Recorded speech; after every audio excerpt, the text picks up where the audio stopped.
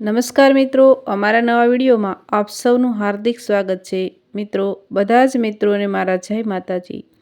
મિત્રો, આજે આપણે વાત કરીશું અદિતિ બની અહલ્યા ભાગ 3. થોડા દિવસ બાદ મોહિત અદિતિને મળવા આવ્યો ખરો, પણ એના વર્તન વ્યવહારમાં રૂક્ષતા અનુભવાય. સુશીલાબેન અને જયસુખભાઈ જમાઈના આદર સત્કાર કરવા ખૂબ જ ઉત્સુક હતા. અદિતિ તો મોહિતના આવવાના સમાચાર માત્રથી ખુશીની મારી રાતભર ઊંઘી જ ન શકી. મોહિત થોડો કલાકો અદિતિના ઘરે રોકાયો, પણ એણે અદિતિ સાથે વાત કરવાની તસદી ન લીધી. એથી અદિતિ ભારે આશ્ચર્ય પામી. પાછા વળતી વખતે આવજો કહેવા આવેલી અદિતિ સામે એક નજર કરીને મોહિત વિદાય થયો.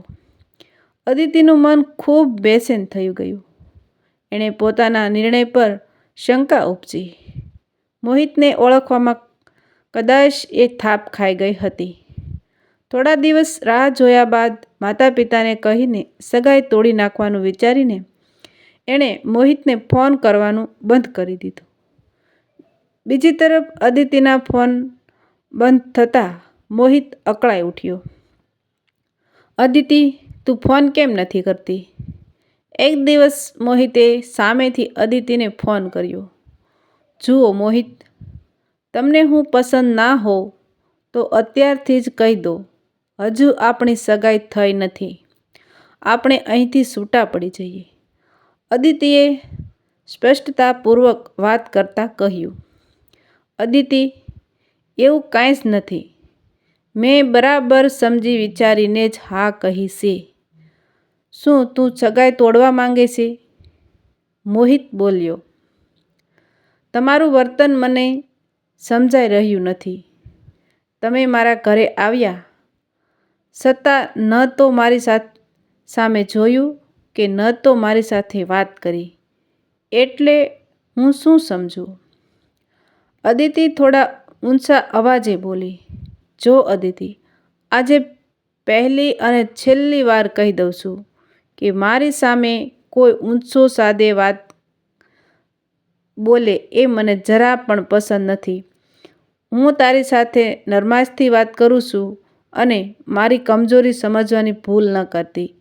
અમારા ત્યાં આ રીતે સગાઈની રસમ વગર છોકરીવાળાના ઘરે આવ જા કરવાનો નિયમ નથી. છતાં તારા કહેવાથી હું તારા ઘરે આવ્યો ને હું બાકીના છોકરાઓ જેવો નથી કે કામ ધંધો મૂકીને આખો દિવસ તારી સાથે ફોન પર લાગ્યો રહું.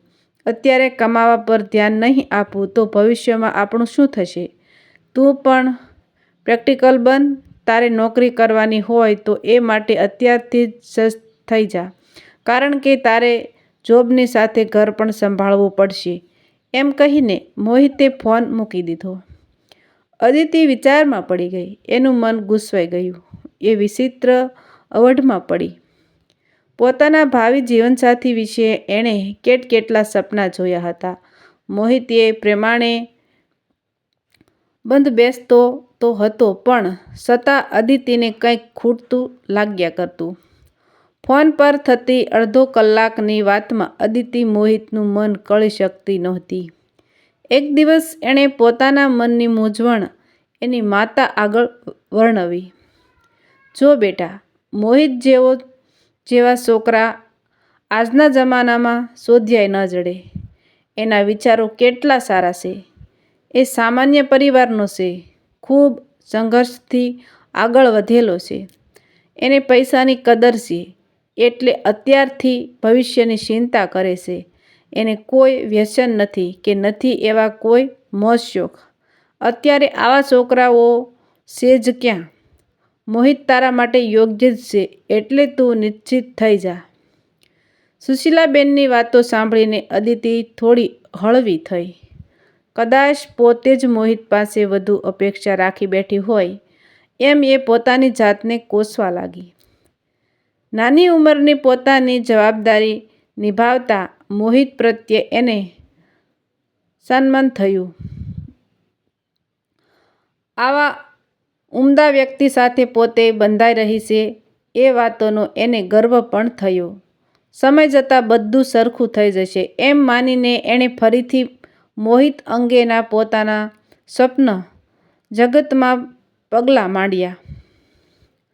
મોહિત, મારી સહેલીના લગ્નની ખરીદી કરવા થોડા દિવસ પછી હું તમારા શહેરમાં આવવાની છું. એના માસીના ઘરે રોકાવાની છું. તમે મને મળવા આવી શકશો? અદિતિએ ફોન પર કહ્યું. ઓફિસનું કામ મૂકીને કેવી રીતે આવું? આ રીતે કોઈના ઘરે આવવું સારું ન લાગે, મોહિત બોલ્યો. તો આપણે બહાર મળીએ. મારી સહેલી પણ સાથે આવશે. એટલો સમય તો તમે કાઢી શકશો ને? અદિતિ બોલી. ના, હું નહીં આવી શકું, મોહિતે કહ્યું. એવું હોય તો તમે તમારા ઘરે આવીએ. સાંજે તમને મળીને નીકળી જઈશું. એ બહાને ઘરના સહુને મળી લેવાશે, અદિતિ બોલી. અદિતિ, તારામાં અક્કલ બક્કલ છે કે નહીં? તને મારા ઘરે આવતા શરમ નહીં આવે? મારા ઘરના તારા વિશે શું વિચારશે? એનો તો વિચાર કર. મોહિત ફોન પર વરસી પડ્યો. એમાં શું ખોટું છે? આપણું સગપણ નક્કી થઈ ગયું છે. અત્યારે તો બધી છોકરીઓ લગ્ન પહેલાં સસરાની મુલાકાત લેતી હોય છે. ખરેખર તો તમારે મને સામેથી ઘરે બોલાવી જોઈએ, અદિતિ બોલી. એ બધું તમારી જ્ઞાતિમાં ચાલતું હશે. અમારે આવું જરાય ન ચાલે. ભૂલથી પણ મારા ઘેરે ન આવતી, નહીતર મારા મમ્મી પપ્પા કંઈક ખોટું વિચારીને સગાઈ તોડી નાખશે. તને તો કશી ગતાગમ પડતી નથી. બધું મારે જ શીખવવું પડશે એમ લાગે છે, કહીને મોહિતે ફોન મૂકી દીધો. અદિતિ ફરીથી ઢીલી પડી ગઈ. મોહિતને મળવાનો એનો ઉત્સાહ સાવ મરી પરવાર્યો. મોહિતના કહ્યા મુજબ એવું તે શું હતું કે એ પોતે સમજી શકતી નથી? મોહિત પોતાને 2 મિનિટ માટે મળી લેતો તો શું ખાટું મોડું થઈ જવાનું હતું?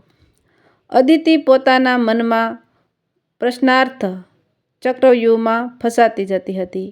એને મોહિત મૃગજળ જેવો લાગતો.